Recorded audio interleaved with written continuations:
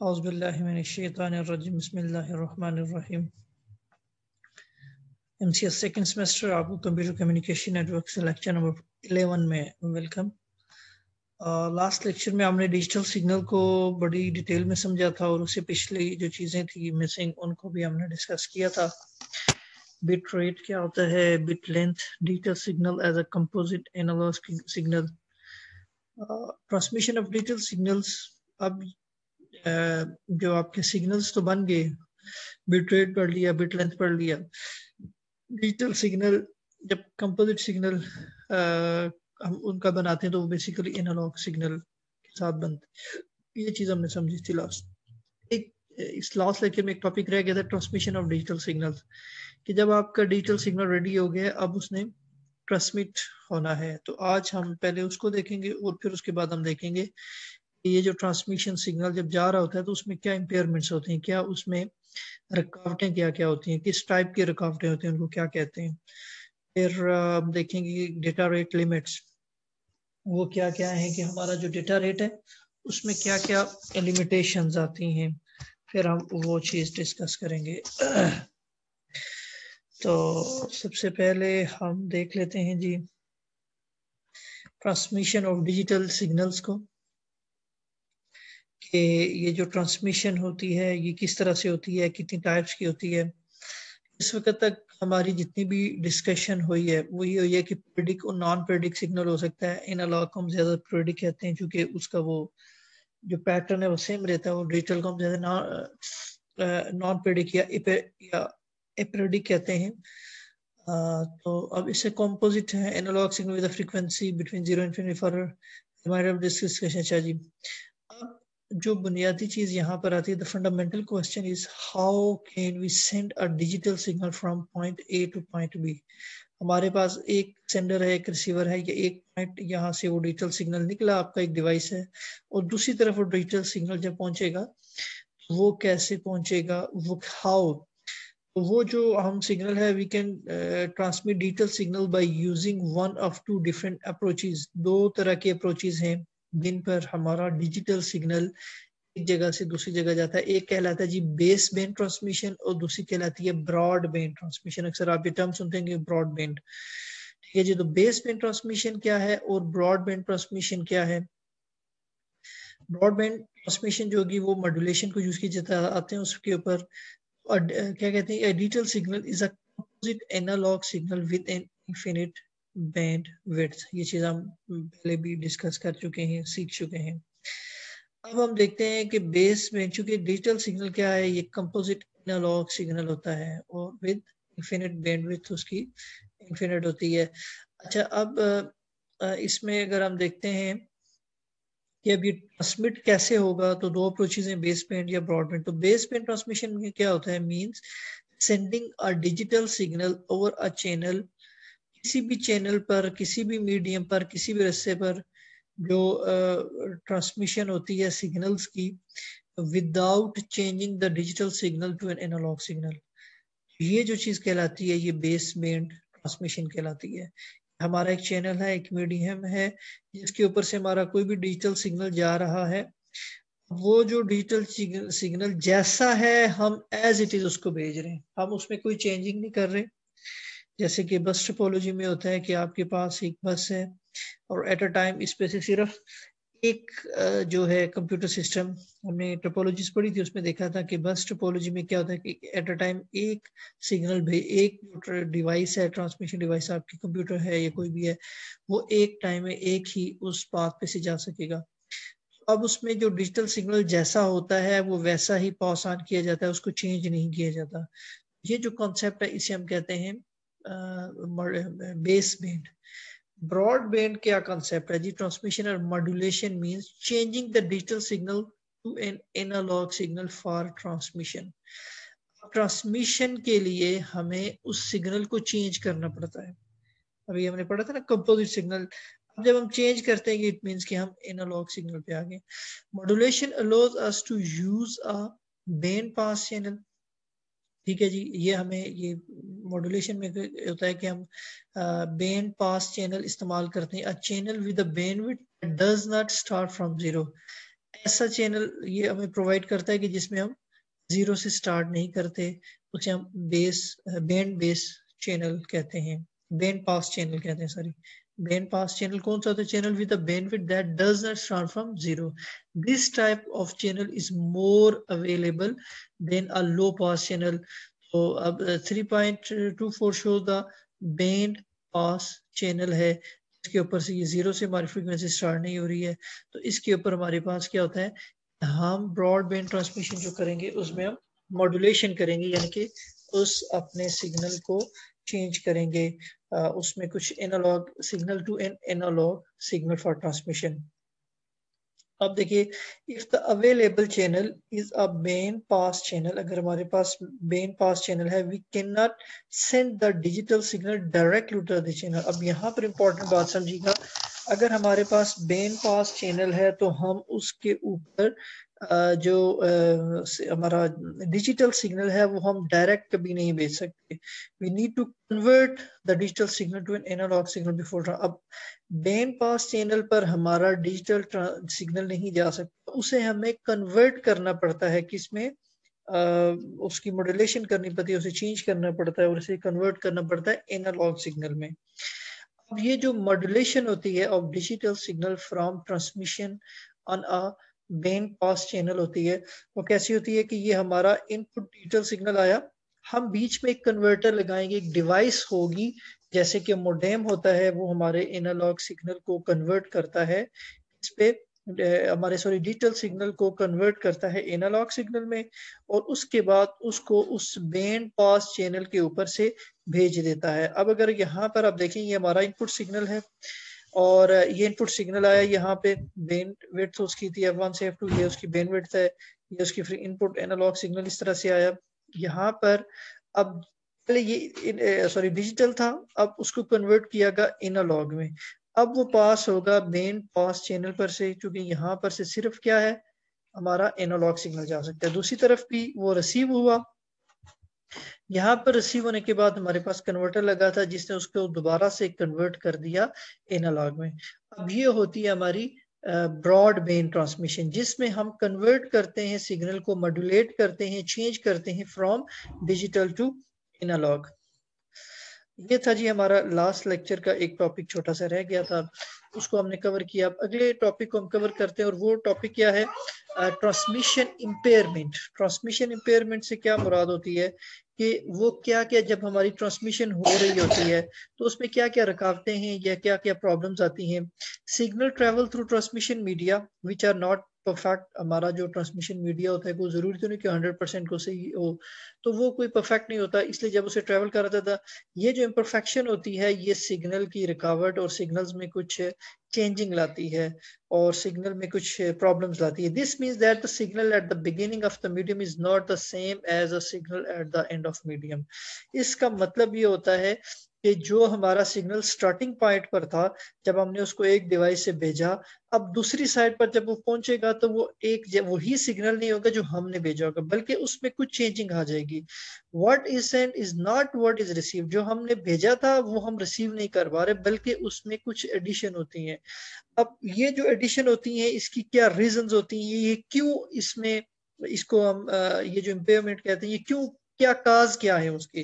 तो ये 3 काजेज हैं इन इस जिसमें हमारा जो ट्रांसमिशन सॉरी जो हमारे ये 3 काज हैं किस चीज के, कि जो हम सिग्नल भेज रहे होते हैं एक जगह से दूसरी जगह पर, तो वो एग्जैक्ट वैसा नहीं होता। वो 3 काज क्या हैं, सबसे पहले आ जाता है एटेन्युएशन होती है, फिर होती है जी डिस्टॉर्शन और फिर नॉइज। इम्पेयरमेंट्स काजेज क्या हैं, वो है जी एटेन्युएशन, डिस्टॉर्शन और नॉइज। ये 3 काजेज होती हैं ट्रांसमिशन में, उसकी इम्पेयरमेंट में।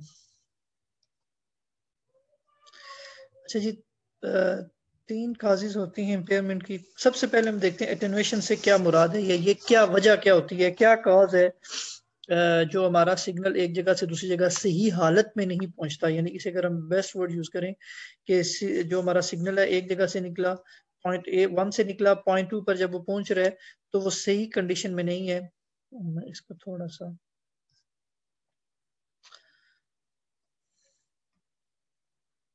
तो हमारा ये सिग्नल निकला यहाँ से, ठीक है, और ये दूसरे पॉइंट पर जब वो पहुंचेगा तो वो एग्जैक्ट उस कंडीशन में नहीं होता। तो अटेनुएशन से क्या मुराद होती है जी? Loss of energy. अटेनुएशन क्या है जी? एनर्जी लॉस होती है। एनर्जी लॉस से क्या मुराद है कि जब हमारा सिग्नल ट्रेवल करेगा उसकी खास एनर्जी होती है, तो जब वो उस वायर या उस मीडियम के ऊपर से गुजरेगा तो वहां से इसको कुछ रेजिस्टेंस मिलेगी, ठीक है, कुछ रेजिस्टेंस मिलेगी। वो रेजिस्टेंस क्या करेगी? वो जो ट्रेवलिंग एनर्जी होती है उसको लॉस करेगी। When a signal simple or composite travels through a medium, it loses some of its energy in overcoming the resistance of the medium। अब मीडियम की जो रेजिस्टेंस होती है उससे क्या होती है? वो लूज कर देता है अपनी energy. That is why wire carrying electric signals get warm. और यही वजह होती है कि ये जो रेजिस्टेंस हो रही होती है, उधर से पावर आ रही है, इधर से ये इसको रेजिस्ट कर रहा है, वो हमारी जो तार होती है वो गर्म होना शुरू होती है। If not hot after a while, some of the electrical energy in the signal is converted to heat। अब बास दफा क्या होता है कि वो हमारी इलेक्ट्रिकल एनर्जी वो हीट में कन्वर्ट होना शुरू हो जाती है। To compensate for this loss, amplifiers are used to amplify the signal. अब देखिए, हमारा सिग्नल स्टार्ट हुआ, उसकी एनर्जी आस्ता आस्ता कम होना शुरू हुई और वो बड़ा वीक हो गया, और फिर हम क्या करते हैं वहां पर जो है ना एम्पलीफायर यूज करते हैं कि जो उसको एम्पलीफाई कर देगा, उसको एम्पलीफाई करते हैं, इनके सिग्नल को दोबारा से रीबूस्ट करता है। मसलन ओरिजिनल सिग्नल ये था, ये हमारा लेट से पॉइंट 1 है, ये हमारा पॉइंट 1 है, और अगर ये देखिए हमारा पॉइंट 2 है। ये हमारा ओरिजिनल सिग्नल कुछ इस हालत में था। ओरिजिनल सिग्नल हमारा कुछ इस हालत में था, तो जब ये थोड़ा सा इधर आके पहुंचा पॉइंट 2 पर, तो वो थोड़ा सा वीक होने के बाद इस तरह से उसकी हालत होगी। अब जब यहाँ पर इस तरह की हालत हुई तो आगे हमने एम्पलीफायर यूज किया। उस एम्पलीफायर ने क्या किया? वो जो हमारा एम्पलीफायर था, उस एम्पलीफायर ने उसको एम्पलीफाई किया सिग्नल को दोबारा, और दोबारा से वो उसी हालत में आ गया जैसे कि वो स्टार्टिंग में था। तो ये एक रीजन होती है हमारी इस इम्पेयरमेंट, यानी कि जो खराबी, सिग्नल एक जगह से चलता है दूसरी जगह सही नहीं पहुंच पाता। तो ये पहली उसकी जो वजह होती है वो अटेनुएशन होती है। अब ये जो अटेनुएशन को हम मेजर करते हैं, डेसिबल कहा जाता है जी। To show that a signal has lost or gain strength, engineers use the unit of decibel. अब इसके लिए वो जो यूनिट यूज करते हैं वो कौन सी यूनिट यूज करते हैं? ये डेसिबल, डीबी में उसको हम लिखते हैं। ये क्या कहता है जी? Relative distance of two signals or one signal at two different points. अच्छा, अब यहाँ पर जो सिग्नल का डीबी था, डेसिबल पॉइंट, वो कुछ और था, लेकिन यहाँ पर जब वो पहुंचा तो उसका वो डीबी चेंज हो गया। अब इंपॉर्टेंट बात है, note that the decibel is negative if a signal is attenuated. अब सिग्नल यहाँ से चला और यहाँ पर जब वो पहुंचेगा तो वो माइनस में होगा, नेगेटिव होगा, लेकिन जब उसको हम एम्पलीफाई करेंगे तो वो क्या हो जाएगा? Positive. Positive if a signal is amplified, तो यहाँ पर उसका डीबी क्या होगा? नेगेटिव, और जब एम्पलीफाई करने के बाद हम उसे क्या करेंगे? पॉजिटिव। ये क्या हो जाएगा जी? पॉजिटिव हो जाता है। अच्छा जी, अगली जो रुकावट है या जो चीज खराबी का बाइस बनती है वो कहलाती है जी डिस्टॉर्शन।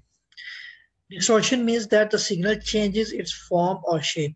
डिस्टॉर्शन का मतलब ये है कि सिग्नल जो स्टार्टिंग पॉइंट से चला था और फिर एंडिंग पॉइंट तक वो पहुंचा है, तो वो अपनी शेप के अंदर कुछ चेंजिंग ले आता है। इस चीज को डिस्टॉर्शन कहते हैं। ये होती क्यों? जो distortion can occur in a composite signal made of different frequencies. ज्यादातर ये होगी कि इसके अंदर जो कंपोजिट सिग्नल होगा उसके अंदर होगी जिसमें एक से ज्यादा फ्रीक्वेंसीज जा रही होती हैं। Each signals component has its own propagation speed. अब हर एक की अपनी स्पीड होती है through a medium, and therefore its own delay in arriving at the final destination पे। जब वो सिग्नल पहुंचता है तो उस मीडियम पे से गुजरते हुए हर एक की अपनी स्पीड होती है। So difference in delay may create a difference in the phase. If the delay is not exactly the same as a period duration. अब उसमें क्या होता है कि ये डिफरेंसेस होता है ये डिले के अंदर कैसे होता है? Create a difference in phase. अब ये जो डिले आ जाता है उसके अंदर डिफरेंस, वो क्या कर सकता है उसके अंदर? उसकी जो फेज, चूंकि उसमें फिर एक उसके अंदर एक डिफरेंस आ जाता है। If the delay is not exactly the same the period duration, अगर उस पीरियड जिसके अंदर वो सिग्नल एक जगह से दूसरी जगह ट्रेवल कर रहा है, अगर वो उसमें डिले सेम नहीं है, तो फिर क्या होगा? उसके अंदर एक डिफरेंस आना शुरू हो जाता है। other words, signal components at the receiver have phases different from with they had at the sender. अब होगा क्या उसके नतीजा में, अगर आप इस में देखें, ये composite signal at the centre side, उसकी शेप कुछ इस तरह से थी, और अगर आप उसको कंपोनेंट्स इन फेजेस में अगर उसको करते हैं, ये चीज हम देख चुके हैं कि ये पहला सिग्नल था, ये दूसरा, ये तीसरा, ये तीनों मिलकर ये सिग्नल एक जा रहे थे, ठीक है जी। अब दूसरी साइड पे जब वो पहुंचा तो वो उसकी शक्ल कुछ इस तरह से डिस्टोर्ट होगी, यानी कि थोड़ी सी उसकी शेप चेंज होगी। अब ये क्या हुआ, उसकी शेप के अंदर जो चेंजिंग आ गई, इसे हम क्या कहते हैं जी, डिस्टोर्शन। तीसरी जो चीज आ जाती है वो होता है जी noise. Noise is another cause of impairment. ये जो सिग्नल दूसरी साइड पे हमें पहुंचता है और उसकी वो शक्ल वैसी नहीं होती, इसका एक कॉज नॉइज भी होता है कि जब वो सिग्नल ट्रेवल कर रहा होता है तो उसकी ट्रेवलिंग के दौरान कुछ ऐसी चीजें भी उस सिग्नल के साथ शामिल हो जाती हैं जो उस सिग्नल का हिस्सा नहीं होती, ठीक है। Several types of noise such as a thermal noise हो सकती है, इंड्यूस्ड नॉइज होती है, क्रॉस टॉक होती है, और इम्पल्स नॉइज। ये नॉइज की कुछ टाइप्स हैं जो सिग्नल के साथ शामिल हो जाती हैं लेकिन वो एक्चुअल सिग्नल नहीं होती। मिसाल के तौर पर, अच्छा वो करती है मेक आउट द सिग्नल, वो सिग्नल को करप्ट भी कर सकती है। अब जैसे मैं अभी ये लेक्चर रिकॉर्ड कर रहा हूँ, तो असल चीज तो वो है जो मैं बोल रहा हूँ, वो आपको सुननी है, वो आपको समझनी है। लेकिन मेरे बोलने के साथ अगर बैकग्राउंड में कुछ ऐसी वॉइसेस हैं, वो भी शामिल हो रही हैं, वो भी इसमें रिकॉर्ड हो रही हैं। मतलब जैसे ये बाहर से गाड़ी गुजरने की एक आवाज है, अब ये भी इसमें शामिल होगी। लेकिन ये जो एक्चुअल जो डेटा है जो आप तक पहुंच रहा है, ये उसका हिस्सा नहीं है, लेकिन ये जा रहा है साथ, ये भी इसमें आ गया, ठीक है। अब ये क्या होती है, इसे हम नॉइज कहते हैं। अब ये इसकी रीजन होती है, एक एक हम थर्मल नॉइज कहते हैं, एक इंड्यूस्ड नॉइज कहते हैं, क्रॉस टॉक होती है। Thermal noise is the random motion of electrons in a wire which creates an extra signal not originally sent by the transmitter. अब थर्मल नॉइज कौन सी होती है, क्योंकि जो वायर है उसके अंदर हर वक्त इलेक्ट्रॉन तो मूव कर रहे हैं, जब वो उसके अंदर शामिल हो जाएंगे और दूसरी तरफ वो सिग्नल जब आएगा तो वो इलेक्ट्रॉन की वजह से उसमें अगर कोई चेंजिंग थोड़ी सी ऐड हो जाती है तो वो एक्चुअल सिग्नल नहीं होगा, बल्कि वो क्या होगी, थर्मल नॉइज होगी। इसे induce noise comes from a sources such as a motors and appliances, ठीक है। अब इंड्यूस्ड नॉइज क्या होती है, जो जिसकी रीजन क्या हो सकती है, वो मोटर्स एंड अप्लायंसेस, जो अप्लायंस आप यूज कर रहे हैं उसके साथ जो शामिल हो रही है। These devices act as a sending antenna and the transmission medium acts as a receiving antenna, ठीक है जी। Cross talk is the effect of one wire on the other. अब एक वायर में एक सिग्नल जा रहा है, दूसरी में दूसरा सिग्नल जा रहा है, और वो सिग्नल जब आपस में टकराते हैं या मिक्स अप होते हैं और एक दूसरे की चीजें ले लेते हैं, तो वो क्या चीज कहलाती है, cross talk. One wire acts as a sending antenna and the other as a receiving antenna. Impulse noise is a spike a signal with a high energy in a very short time, ठीक है। Spike से मुराद क्या है कि वो उसको अगर कोई चीज उसमें आई तो उसने एकदम से उसको बहुत ज्यादा हाई कर दिया। जो कि आता है फ्रॉम पावर लाइंस, जिसमें बिजली आपकी जा रही थी, lightning, light and so on. अब इसमें अगर आप देखिए कि ये ट्रांसमिटेड थी, ये रिसीविंग साइड पे उसमें थोड़ी सी चेंजिंग हुई है। अब ये ट्रांसमिशन मीडियम के अंदर जब पहुंचा तो ये सारा एक नॉइज का सिग्नल था जो इसमें शामिल हो गया। जब ये नॉइज का पूरा सिग्नल इस ट्रांसमिशन में, ये थर्मल भी हो सकता है, ये आपके पास एटेन्यूएशन क्रॉस टॉक हो सकती है, इंपल्स हो सकती है। अब ये जब इसके अंदर ये एक नॉइज का अलग सा सिग्नल है, ये जो आपको सिग्नल नजर आ रहा है ये नॉइज का सिग्नल है, और ये एक्चुअल सिग्नल था। ये जब इसके अंदर मिक्स हुआ तो सिग्नल की रिसीविंग पॉइंट पे जो अगली शक्ल बनी वो कुछ इस तरह से बनी। तो ये क्या होती है जी, ये तीन चीजें होती हैं इसके अंदर जो हमारी इंपेयरमेंट्स में आती हैं, यानी कि जो सिग्नल की खराबी का बायस बनती हैं, वो ये तीन चीजें होती हैं। नॉइज हो गया, डिस्टॉर्शन हो गई, और सबसे पहले क्या था जी, एटेन्युएशन। ये तीन चीजें होती हैं। नेक्स्ट हम देखते हैं जी डेटा रेट लिमिट्स। इंपॉर्टेंट चीज होती है जी data rate limits. A very important consideration in the data communication is how fast we can send data. आजकल सबसे बड़ा मसला ये बना होता है कि जी जो चीज़ हम भेज रहे हैं वो कितनी फास्ट आपको मिल रही है। ये एक इंपॉर्टेंट कंसिडरेशन है डेटा कम्युनिकेशन के अंदर। इन bits per second over a channel, किसी भी चैनल के ऊपर से बिट्स पर सेकंड जो डेटा ट्रेवल कर रहा है, कि कितना डेटा एक सेकंड में जा रहा है, ये क्या होता है जी, data rates depend on three factors. अब ये जो डेटा रेट, यानी कि कितना डेटा किस लिंक के ऊपर से जा रहा है और दूसरी तरफ वो कितना पहुंच रहा है, ये क्या कहलाता है जी, ये डेटा रेट्स होती हैं। इसकी कुछ लिमिटेशंस होती हैं और 3 फैक्टर्स जो हैं जी इसके ऊपर जो डिपेंड करता है डेटा रेट आपका। सबसे पहले द बैंडविड्थ अवेलेबल। अगर आप चाहते हैं कि आपको एक अच्छा डेटा रेट मिले, ठीक है, उसमें आपकी बैंडविड्थ कितनी है ये चीज चेक की जाती है। फिर level of the signal we use, हम किस लेवल ऑफ सिग्नल हम यूज कर रहे हैं, ठीक है, हमने लेवल्स पढ़े थे। फिर है जी the quality of the channel, वो जो चैनल है, जो मीडियम आप यूज कर रहे हैं, वो उसमें क्वालिटी क्या होगी उस चैनल की, उसमें लेवल ऑफ नॉइज कितना शामिल हो सकता है, कितना नहीं हो सकता। तो ये चीजें इस पे इन्हिसार है कि बैंडविड्थ कितनी है। अब 2 theoretical formulas were developed to calculate the data rate. One by Nyquist for a noise-less channel, another by Shannon for a noise channel. तो ये दो Shannon और नाइक्विस्ट, ये दो फार्मूला इसमें इस्तेमाल किए जाते हैं इसको मेजर करने के लिए। उससे पहले आपको ये छोटी सी एक चीज बता दूं क्या बैंडविड्थ का एक जो कॉन्सेप्ट है वो थोड़ा सा आपको आ जाए। वो क्या चीज होती है, बैंडविड्थ क्या चीज होती है, the amount of data that can be transferred through a communication media. किसी भी मीडियम के अंदर से, किसी भी चैनल के अंदर से जो रास्ता जा रहा है, जो मीडियम है, उस पे से इतनी अमाउंट ऑफ डेटा एक यूनिट ऑफ टाइम के अंदर गुजर सकती है, उसे हम क्या कहते हैं जी, उसकी बैंडविड्थ कहते हैं। The bandwidth of a digital signal is measured in bits per second और बाइट्स पर सेकंड। ये जो रास्ता है, ये जो मीडियम है, इस पर से एक सेकंड में इतने बिट्स एक सेकंड में गुजर सकते हैं। एनालॉग की हम कैसे करते थे, मेजर्ड इन साइकिल्स पर सेकंड हॉर्ट्स, हम उसे कहते थे कि इतने साइकिल्स इसमें एक सेकंड के अंदर गुजर सकते हैं, तो ये इसकी बैंड विड्थ है। यानी कि इसका जो बैंड है उसकी विड्थ से कि इसकी अमाउंट ऑफ डेटा कितना इसमें से गुजर सकता है। अब आ जाते हैं जी सबसे पहले नॉइजलेस चैनल जो होते हैं, नाइक्विस्ट बिट रेट क्या चीज होती है। फॉर नॉइजलेस चैनल, ऐसे चैनल जिसपे जो नॉइजलेस होते हैं, the Nyquist bit rate formula define the theoretical maximum bit rate क्या हो सकता है जी, a bit rate equal to 2 multiply by bandwidth multiply by log 2 of L, यानी कि L is the number of signal level used to represent data. देखिए हमने level पढ़े थे, लेवल 1 लेवल 2। जब हमारे पास सिर्फ एक ही बिट पर हमारा जब डेटा जा रहा था, उसमें एक ही लेवल होता था, सॉरी 2 लेवल होते थे ऊपर, एक को हम 1 से शो करते थे, एक को हम 0 से शो करते थे। फिर हमने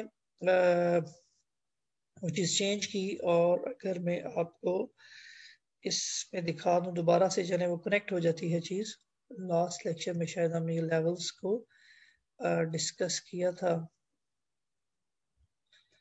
मैं भी इसमें हूँ, हाँ जी ये आ गया। देखिए जब हमारे पास 2 लेवल थे, 1 और 0, 1 0, फिर हमने ये चीज पढ़ी थी कि अगर हमारे पास 2 बिट्स के साथ हम एक लेवल को शो कर रहे हैं तो हमारे पास 4 लेवल हो रहे थे। इसी तरह अगर हम एक बिट बढ़ा देते हैं तो वो log 2 उसका लेवल वो बन जाते थे। सॉरी, ये हमारे पास क्या हो गया जी, नंबर ऑफ बिट्स पर लेवल। 3 बिट्स होंगे तो हमारे पास 8 लेवल बनते थे, अभी 2 बिट्स हैं तो 4 लेवल बन रहे हैं। तो इस तरह से ये फॉर्मूला हमने पढ़ा था, ये लेवल्स हैं। अब ये इसके ऊपर डिपेंड करता है, देखिए बिट पर रेट उसका क्या है, वो किसके मुताबिक होगा, 2 मल्टीप्लाइड बाई बैंडविड्थ उसकी कितनी है, multiply by log 2 of level L। उसका हम log 2 ले लेंगे किसका, लेवल का। अगर 1 लेवल है, 2 लेवल है, 4 है, कितने लेवल है, is the number of signal level used to represent data. The bit rate is the bit rate in a bits per second, जो भी उसका बिट्स पर सेकंड होगा वो आ जाएगा, जो बराबर होगा बैंडविड्थ के। तो इस तरह से हमारे पास इस फार्मूले के तहत हम, ये पहला है किस bit rate, increasing the level of a signal may reduce the reliability of the system। अगर आप लेवल जितने ज्यादा करते जाएंगे उससे सिस्टम की रिलायबिलिटी कम होती जाएगी। याद रखिएगा जितने कम लेवल रखेंगे उस पर रिलायबिलिटी ज्यादा रहती है। एक तो ये हो गया नॉइजलेस चैनल होता है। दूसरा इसमें आ जाता है जी नॉइजी चैनल के लिए शैनॉन, शैनॉन कैपेसिटी से कहते हैं जी, अच्छा जी, शैनन, इसकी जो प्रोनाउंसिएशन है शैनन कैपेसिटी।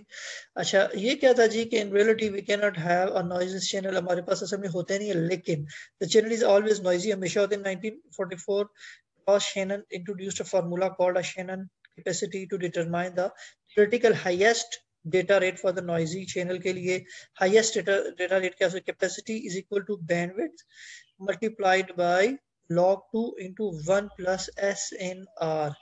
SN का R क्या चीज होती है, signal to noise ratio, signal to noise ratio।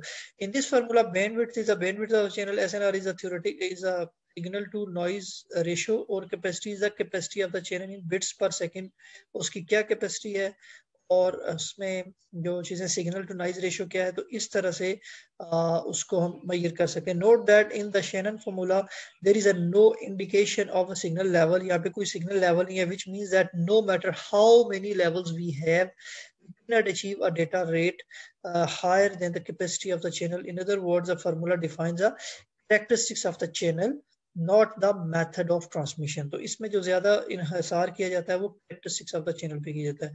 अब दूसरी तरफ अगर हम इन दोनों को शैनन कैपेसिटी को भी यूज कर लें, और दूसरा हमारे पास क्या होता है जी, नाइक्विस्ट बिट रेट है, दोनों को अगर हम देखें तो using both we need use both method to find limits and signal levels को हम कर सकते हैं। The Shannon capacity gives us the upper limit, ठीक है, शैनन अगर हम यूज करेंगे तो हमें अपर लिमिट देगी, और Nyquist formula tells us how many signal levels we need. तो इन दोनों को अप्लाई करके हम उसको बेस्ट फाइंड कर सकते हैं। अगला जो टॉपिक है वो है जी परफॉर्मेंस के। Up to now we have discuss the tools transferring data over network, how data. One important issue in networking is the performance of the network. अब आ जाती है जी, आपने सारा नेटवर्क बिछा दिया, मीडियम्स आप वाईफाई यूज कर रहे हैं या वायरलेस यूज कर रहे हैं, जो भी मीडियम आप यूज कर रहे हैं, उसमें एक जो इम्पोर्टेंट इशू है वो है जी कि परफॉर्मेंस, उस नेटवर्क की परफॉर्मेंस क्या है और हाउ गुड इज इट, वो कितनी अच्छी है। हम ये उसमें कैसे क्या क्या चीजें हैं, वो कौन कौन से पॉइंट्स हैं जिनको मद्देनजर आके कहते हैं कि ये नेटवर्क बड़ा अच्छा जा रहा है। तो वो पॉइंट्स क्या क्या हैं जो ये बहुत इंपॉर्टेंट है आपके लिए जानना, आपकी रोजमर्रा लाइफ में भी, और एज अ सब्जेक्ट ये एक इम्पॉर्टेंट टॉपिक है कि परफॉर्मेंस किसी भी नेटवर्क में, परफॉर्मेंस के अंदर आप क्या क्या चीजें मेजर करते हैं। उसमें हम सबसे पहले देखेंगे जी बैंडविड्थ उसकी देखेंगे, थ्रूपुट क्या चीज है ये जानेंगे, लेटेंसी या डिले क्या चीज होती है, बैंडविड्थ और डिले प्रोडक्ट क्या है, जिटर क्या है। ये इंपॉर्टेंट चीजें हैं परफॉर्मेंस के हवाले से जिसका आपको नॉलेज अच्छा होना चाहिए। बैंडविड्थ हमने देखा था कि one characteristic that measure network performance is bandwidth. सबसे पहले कि आप किसी भी नेटवर्क पे परफॉर्मेंस मेजर कर सकते हैं कि उसकी बैंडविड्थ के हवाले से, उसकी bandwidth. However the term can be used in two different context with two different measuring values, bandwidth in the hertz and bandwidth in the bits per second. तो अभी हमने थोड़ी देर पहले बैंडविड्थ की देखी थी, उसको मैंने दोबारा से आपको एक छोटी सी डेफिनेशन दिखाई थी कुछ देर पहले। तो उसमें दो कॉन्टेक्स्ट हो सकते हैं कि जी क्या आप बैंडविड्थ को हर्ट्ज में मेजर करेंगे, यानी कि अगर आपके पास एनालॉग सिग्नल है, या आप बिट्स पर सेकंड है उसको मेजर करेंगे अगर आपके पास कौन सा सिग्नल है जी डिजिटल। तो bandwidth in hertz we have discussed concept bandwidth in hertz in the range of frequencies contained in a composite signal or the range of frequency the channel can pass. For example, we can say the bandwidth of subscriber telephone line is 4 kilohertz, यानी कि एक जो subscriber line है, telephone line है, 4 kilohertz से क्या मुराद है कि इसके अंदर से एक वक्त में, यानी कि एक सेकंड के अंदर 4 किलो जो है वो उसमें उसकी वेव बनती है, उसमें जो फ्रीक्वेंसी उसकी बनती है 4000 हर्ट्ज उसकी फ्रीक्वेंसी, यानी कि 4000 साइन वेव उसकी बनती हैं। ये इस बैंडविड्थ के अंदर था, इसकी सारी एनालॉग सिग्नल के अंदर। इस तरह बिट्स पर सेकंड, एक सेकंड के अंदर कितने बिट्स जाते हैं। अब उसमें देखिएगा बिट पर चैनल लिंक, अगर उसमें देखिए for example one say that the bandwidth of fast Ethernet, किसी भी नेटवर्क की जो बैंडविड्थ है वो मैक्सिमम 100 मेगा बिट्स, यानी कि मेगा हम किसे कहते हैं, किलो के बाद हमारे पास मेगा, यानी कि ये 100 से क्या हो जाएगा 10,000। This mean that the network can send 100 mega bits एक सेकंड के अंदर, उसमें से 100 मेगा बिट्स यानी कि 1000 मेगाबिट्स, सॉरी 10,000 मेगाबिट्स, उसमें से 10,000 बिट्स, 10,000 बिट्स उसमें से एक बार गुजर सकते हैं। अब इसके रिलेशनशिप की अगर हम बात करें दोनों को, there is an explicit relation between the bandwidth in hertz and bandwidth in bits per second. वो क्या जी, basically increase in bandwidth in hertz means the increase in bandwidth bits. अगर आप एनालॉग में किसी भी एक में भी इंक्रीज करते हैं तो इट मींस के दूसरे में भी इंक्रीज हो जाता है. Relationship depends on whether we have base band transmission और ट्रांसमिशन विद मॉड्यूलेशन. अब हमने देखा था कि हमारे पास बेस बैंड है या ब्रॉड बैंड है. बेस बैंड में हमारे पास वो बाइनरी एनालॉग डिजिटल में ही हमारे पास जाता है और उसमें हम कुछ चेंज नहीं करते. लेकिन ब्रॉड बैंड में हम क्या करते थे, उसी जो हमारे पास जो डिजिटल सिग्नल है हम उसको एनालॉग में कन्वर्ट करके भेजते थे. In networking, we use the term bandwidth in two contexts. The first bandwidth is hertz, refer to the range of frequencies, और वो उसके ऊपर ये summary आ गई सारे concept की. Second bandwidth in the bits per second refer to the speed of bits transmission in a channel or link. अब इसमें अगर आप देखें कि bandwidth अगर hertz की बात हो रही है तो इससे मुराद क्या है जी, composite signal or a range of frequency that channel can pass. किसी चैनल से कितने सिग्नल कितनी तेज गुजर सकते हैं. और सेकंड जो है वो है जी बैंडविड्थ पर सेकंड से मुराद क्या है जी, speed of bits transmission in a channel or link. किसी चैनल या लिंक पर से कितनी स्पीड में आपके बिट्स ट्रेवल कर सकते हैं. तो ये पहली चीज होती है किसी भी परफॉर्मेंस को चेक करने के लिए. किसी भी नेटवर्क में परफॉर्मेंस में आप देखेंगे कि भाई सबसे पहले जो चीज देखेंगे भाई इसकी बैंडविड्थ क्या है, ठीक है, इस नेटवर्क में क्या बैंडविड्थ है. फिर देखेंगे ये थ्रूपुट एक चीज होती है. Throughput is a measure of how fast we can actually send data through a network. अब थ्रूपुट से क्या मुराद है कि हम कितना तेज कितना फास्ट डेटा सेंड कर सकते हैं. बैंडविड्थ इतनी जा सकती है और कितनी फास्ट जा सकती है, ये इसका throughput. although at first glance bandwidth in per second and throughput seems the same, they are different. Same, लेकिन ये क्या है, वैसे अगर हम देखें थ्रूपुट और वो अभी जो हमने जितनी चीज पढ़ी उसमें तो एक जैसे लग रहे हैं, लेकिन क्या इसमें थोड़ा सा फर्क है. वो फर्क क्या हो सकता है.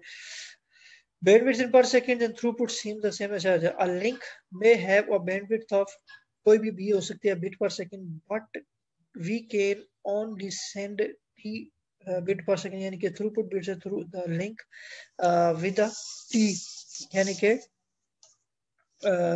throughput always less than bandwidth. अब जो उसकी bandwidth जो throughput होगी वो हमेशा bandwidth से थोड़ी कम होगी. In other words, the bandwidth is a potential measurement of a link. bandwidth overall उसकी जो total उसकी measurement होती है, लेकिन जब वो जा रहा होता है तो वो थोड़ा सा उसमें से कम हो जाता है. The throughput is an actual measurement how fast we can send the data. For example, बड़ी example देखिएगा. For example, we may have a link with a bandwidth of 1 megabits. अगर हमारे पास 1 मेगाबिट पर सेकेंड की गुंजाइश है एक लिंक पर से, but devices connected to the end of the link में हैंडल ओनली 200 केबिट्स. अब देखिए बात को समझिएगा. अब एक जगह एक रोड है आपकी, इसकी एग्जांपल भी आगे ये दी हुई है, उस पर भी आता हूँ. एक हमारा लिंक है, ठीक है, उस पे से जो उसकी टोटल गुंजाइश है वो है जी 1 मेगाबिट्स पर सेकंड. उस पे से गुजरने की गुंजाइश मौजूद है, लेकिन दोनों एंड्स पर जो डिवाइसेस लगी हैं उनकी कैपेसिटी 200 केबी है, ठीक है, उससे बहुत कम 200 केबी तक वो भेज सकती हैं. तो उस 1 MB पर के से ऊपर जो जा रही है वो 2 MB की जा रही है, बाकी सारी क्या है, खाली है. अब जो टोटल हमें जो चीज वहां से इस वक्त ट्रेवल कर रही है अभी एट द टाइम, तो वो उसकी क्या कहलाती है, थ्रूपुट कहलाती है. Imagine a highway designed to transmit 1,000 cars per minute from one point to another point. However, there is a congestion on the road, the figure may be reduced to 100 cars per minute. The bandwidth is 1,000 cars per minute. The throughput is बहुत अच्छी example है जी, अगर आप इसको भी देख लें, क्योंकि ये परफॉर्मेंस के अंदर ये बहुत ज्यादा मेजरमेंट होती है. एक तो ये चीज थी जो पहली एग्जांपल हमने देखी. दो सूरतें हैं कि एक जगह से आप एक वक्त में एक रोड है उस पे से 1 मिनट के अंदर गुंजाइश है 100 गाड़ियां गुजरने की. अच्छा, अभी वहां पे से सिर्फ 5 गाड़ियां गुजर रही हैं, ठीक है, तो वो तो फौरी तौर पर गुजर जाएंगी 5 गाड़ियां, लेकिन 100 की गुंजाइश है, बाकी सारा क्या है, खाली है. तो उसको उसकी थ्रूपुट क्या बनी, 5. अब एक और चीज ले लेते हैं कि वो जो गुजरने की वहां से मतलब है कि एक वक्त में 100 गाड़ियां गुजरने की गुंजाइश है, तो वहां पे 1000 आ जाती हैं. अब क्या होगा, कंजेशन हो जाएगी, सारी आपस में वहां पे रश पड़ जाएगा. जब रश पड़ जाएगा तो उसमें क्या होगी, उसकी स्पीड कम हो जाएगी, ठीक है. वो जो कम स्पीड होगी वो थ्रूपुट कहलाता है। दिस इज द एग्जैक्ट इसकी जो थ्रूपुट की एग्जांपल है वो ये है कि जब आपका एक नेटवर्क है उसमें आप उस वक्त तक वो आप उसका फायदा उठा सकते हैं कि जब आपकी जो कैपेसिटी है वो सही चल रही है, आपके नंबर ऑफ यूजर उस रेंज के अंदर हैं जो आपने दिए हुए हैं। मसलन 100 के भी है ना, तो ये 1 MB कब बनेगा जब यानी कि 5 कंप्यूटर अगर उसमें कम्युनिकेट करें 200 के, तो आपकी ट्रैफिक बिल्कुल आपको एग्जैक्ट थ्रूपुट मिलेगा। ठीक है जी। अगर 200 अब 2 डिवाइसेस हैं, उनकी कैपेसिटी कितनी है जी 200 की, वो एक वक्त में भेज सकते हैं। तो 5 दूनी 10 हो गया, 1 मेगाबिट पूरा हो गया आपका। 5 दूनी 10 हो गया ना, इनके 10,000 आपको पूरा हो जाता है। जब आपका वो पूरा हो गया यहाँ तक तो ठीक है, लेकिन जो ही 5 से ज्यादा डिवाइस आप करेंगे 6 7 8, तो वो क्या होता जाएगा, वो कंजेशन हो जाती है और उसमें फिर आपका जो भेजने वो ज्यादा है उसकी स्पीड कम हो जाएगी, वो थ्रूपुट कहलाती है। तो ये परफॉर्मेंस के अंदर एक इंपॉर्टेंट चीज है। एक इस पे तीसरी चीज आ जाती है जो लिटेंसी या डिले जो हम कहते हैं। अब डिले क्या कहते हैं जी, लिटेंसी या delay defines how long it takes for for an entire message to completely arrive at the destination from the time the first bit is sent out from the source. We can say that latency is made of 4 components. अच्छा, अब latency से मुराद क्या है कि वो delay कि जब ये अपने मुकाम से चला और फिर दूसरी साइड पर वो पहुंचा। ठीक है जी। और delay define how long it takes, ये कितना टाइम लेगा फॉर एंटायर मैसेज, पूरा मैसेज को कंप्लीट होना, arrive at the destination from the time the first bit.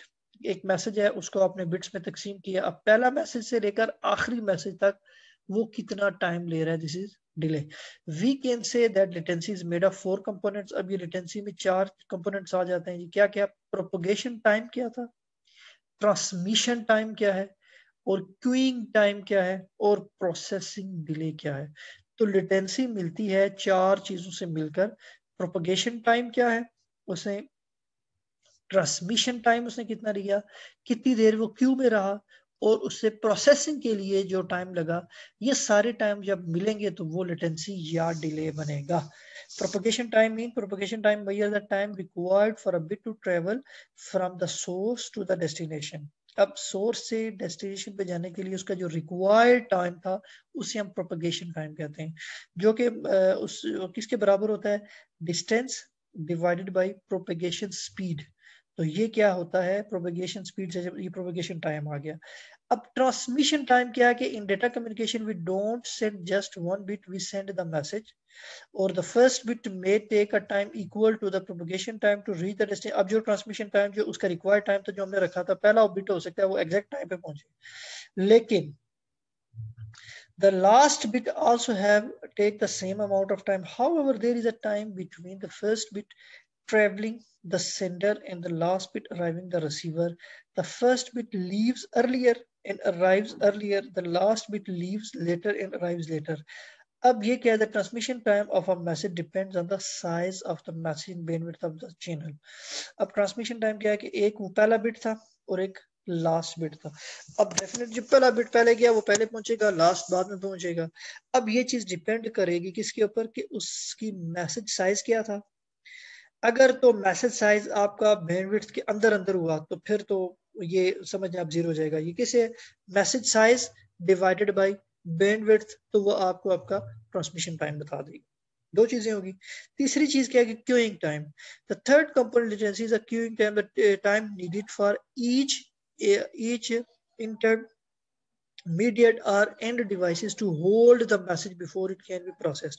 अब देखिए एक जगह से मैसेज आपका निकला, बीच में राउटर आ गया, कोई स्विच आ गया, गुजरता गुजरता, अब ये जो टाइम आ रहा है जो बीच में प्रोसेसिंग अदर डिवाइसेस आ गई, या जो वो टाइम वो एक सिस्टम पे पहुंच रहा है, फॉर एग्जांपल आपने डाउनलोड की, वो ऊपर से आया, आपका मैसेज गुजरता हुआ नीचे पहुंचा जो एक्चुअल आपकी डिवाइस थी जिसने उसको रिक्वेस्ट किया हुआ था।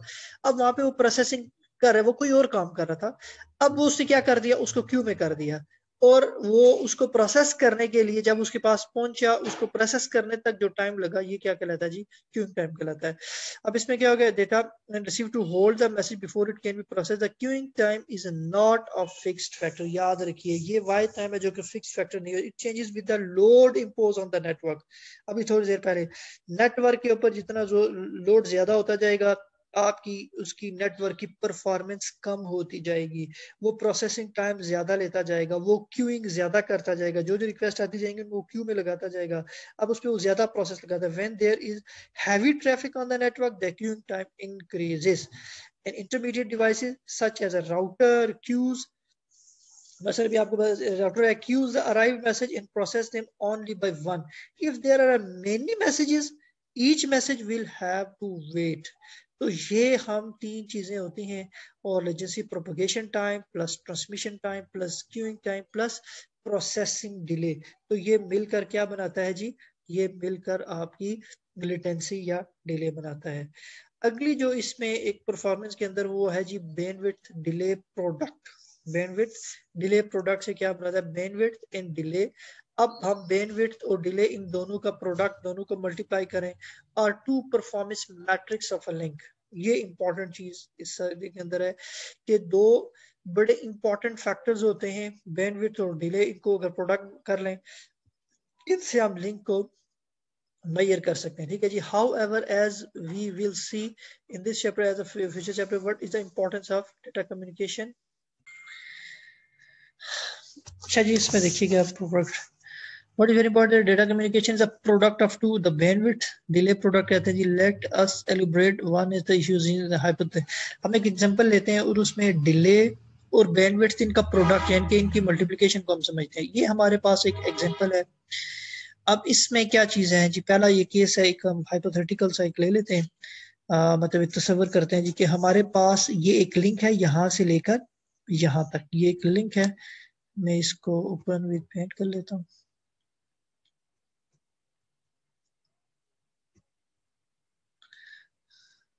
अच्छा जी, ये हमारे पास एक लिंक है यहां से लेकर ये उसका यानी कि यहां से लेकर यहां तक की एक मीडियम है। अच्छा जी, इसकी जो बैंडविड्थ है वो क्या है जी, 1 बिट पर सेकेंड। अब वन पहला बिट आया यहां से, ये इधर से गुजर के चला गया यहां पर पहुंच गया। ठीक है जी। अब अगर दूसरा बिट भी आ जाता है साथ ही, पहला बिट आया तो सूरत हाल क्या होती जाएगी, 3। अच्छा अब यहाँ पे देखिएगा 1 bit 2 bit 3 bit 4 bit 5 bit, 5 bit इसके क्या हो गए, मुकम्मल हो गए। इसमें 1 बिट पर सेकंड ले जाने की सलाहियत थी और 5 बिट्स आ गए, तो सूरत हाल क्या बनेगी कि पूरे का पूरा लिंक फुल हो गया। अब इसमें मजीद गुंजाइश नहीं है। तो ये क्या हो गया कि 5, इस पे जो एग्जांपल है कि डिले क्या है जी 5 है इसका, और इसकी बैंडविड्थ क्या है, वो हमारे पास 1 है। तो हम डिले कैसे निकालेंगे, बैंडविड्थ मल्टीप्लाई बाय डिले, वो क्या होगा जी 5 बिट पर सेकेंड, यानी कि जब 5 बिट एक ही वक्त में आ गए तो लिंक आपका क्या हो जाएगा जी, फिल हो जाएगा। लिंक आपका क्या हो जाएगा, फुल हो जाएगा। अब इसी तरह एक और एग्जांपल ले लेते हैं जो अगली है, इसको मैं क्लोज कर लेता हूँ, डोंट सेव। अगली एग्जांपल ये है। अब इसमें अब समझिएगा, अब उसमें क्या हो रहा है, इसकी बैंडविड्थ सामने उसकी क्या थी 1 बिट पर सेकेंड थी, इसकी 5 बिट पर सेकेंड है। ये 1 सेकेंड का टाइम है, 1 सेकेंड के अंदर ये 5 बिट भेजेगा। ठीक है, वो गुजर के चलेगी, फिर 2 भेजेगा तब भी ठीक है। अब यहाँ पर क्या है जी, डिले हमारे पास 5 है और बैंडविड्थ हमारे पास 5 है, तो 5 बिट तो ये चले गए, लेकिन 5 मल्टीप्लाई में 5 25 बिट्स जब होंगे तो ये लिंक आपका फुल हो जाएगा, मजीद इस पर गुंजाइश नहीं रहेगी। तो बैंडविड्थ मल्टीप्लाइड बाय डिले क्या हो गया कि आप इसको जब मल्टीप्लाई करेंगे तो आपके पास वो फिगर आ जाएगा। The reason is at each second, अच्छा 5 bits on the line, the duration of each time ये रहा, show that the maximum bits on the line. तो वो आप जब इस प्रोडक्ट को लेंगे बैंडविड्थ मल्टीप्लाई बाय डिले करेंगे तो आपके पास ये पता चल जाएगा कि मैक्सिमम इसकी जो बिट्स हैं वो कितने ट्रेवल कर सकते हैं। उससे ज्यादा जब होंगे तो वो आपके हालात खराब होना शुरू, आपका नेटवर्क डाउन होना शुरू हो जाएगा। The about to the product of bandwidth and delay is the number of bits that can fill the link। अब अगर दोनों को देखें तो इसमें प्रोडक्ट हमें क्या चीज दे रही है कि नंबर ऑफ बिट्स वो कितने होंगे, जिसके बाद क्या हो जाएगा कि आपका लिंक फुल हो जाएगा। This measurement is important if we need to send data in burst and wait for acknowledgement of each burst before sending the next one. ये मेजरमेंट हमें देगी कि आपका सिग्नल, आपका डेटा वो कब बर्स्ट हो जाएगा, यानी कि उससे ज्यादा फिर वो नहीं जा सकेगा। तो अब इसका अगर आप सारा निकालें तो ये जो उसकी समरी निकलती है वो क्या जाता है, bandwidth delay product define the number of bits that can fill the link. वो नंबर ऑफ बिट्स कितने हैं जो आपके लिंक को फिल कर देता है। अब इसकी एग्जांपल एक देखिए, ये हमारे पास लेट्स एक पाइप है, यहाँ से इसमें पानी जा रहा है। अब इसकी जो बैंडविड्थ है वो इसका होल के मैक्सिमम इसमें इतने जा सकते हैं। अब ये इसकी लेंथ है पाइप की, this is called delay. Length क्या है जी, डिले। अब ये इसका वॉल्यूम कितना जा रहा है, वॉल्यूम क्या बनेगा, बैंडविड्थ मल्टीप्लाइड बाय डिले। यहाँ से जब पानी आपने पाइप को फुल छोड़ा, फुल बैंडविड्थ के साथ, तो जहां पर वो जितना जा सकता था ये अब उसका मैक्सिमम हो गया। इससे ज्यादा पानी, इससे ज्यादा नहीं जा सकता, इतना ही जाएगा, उससे ज्यादा नहीं जा सकता। उस स्पीड के साथ वो पीछे आ रहा है। और मैक्सिमम अगर आप पानी थोड़ा छोड़ रहे हैं, यानी कि वो सिर्फ इतनी उसकी जगह फुल हो रही है, तो वो आपके पास जा रहा है। करते करते जब आपने उसको फुल पानी छोड़ा, वो आपका पाइप भर गया, इससे ज्यादा वो नहीं जा सकता। पांचवी चीज है जी जिटर। अब जिटर क्या चीज है, another performance issue that is related to is jitter. We can roughly say that the jitter is a problem if different packets of data encounter different delays and the application using the data at the receiver side is the time sensitive audio and video है। अब उसमें क्या होगा, for example if the delay for the first packet is 20 millisecond, for the second is 45 millisecond, and for the third is 40 millisecond, then the real time application that uses packet in endorse jitter. अब jitter क्या होता है कि एक जगह से आपका packet गया, दूसरी साइड पे पहुंचा। अब बात एक ऊपर ऑडियो और वीडियो की आप एग्जांपल देख रहे हैं कि मैं बोल रहा हूँ, मेरा मुंह कुछ बोल रहा है, हिल रहे हैं, यानी कि जब आप उसकी वीडियो देख रहे हैं आवाज आपकी जो है ना वो पहले पहुंच रही है, और आपको लिप जो दिखाई दे रहा है वीडियो आपको बाद में पहुंच रही है। ये जो टाइम डिले आता है, जो मुख्तलिफ टाइम उसको लगता है, दिस इज कॉल्ड जिटर। इसमें क्या होता है कि आप अक्सर ये वीडियो चैटिंग में अगर आपकी परफॉर्मेंस बहुत ज्यादा यूजर उस नेटवर्क से कनेक्टेड हो जाए, तो उसमें क्या चीज आ जाती है, ये एक प्रॉब्लम आ जाती है कि आपकी वीडियो और ऑडियो, चूंकि ऑडियो आपकी कम लेती है, वीडियो में आपके वो ज्यादा बाइट्स रिजर्व होते हैं, तो वो उसमें क्या हो जाता है जी कि ऑडियो तो पहले पहुंच जाती है लेकिन वीडियो बाद में पहुंचती है। यानी कि जो पैकेट्स हैं उनका डिले टाइम मुख्तलिफ हो जाता है। जो पहला पैकेट है वो कम मिली सेकेंड्स में पहुंचता है, दूसरा उससे ज्यादा लेता है, तीसरा और चेंज कर देता है। तो ये जो चीज होती है इसे हम जिटर कहते हैं।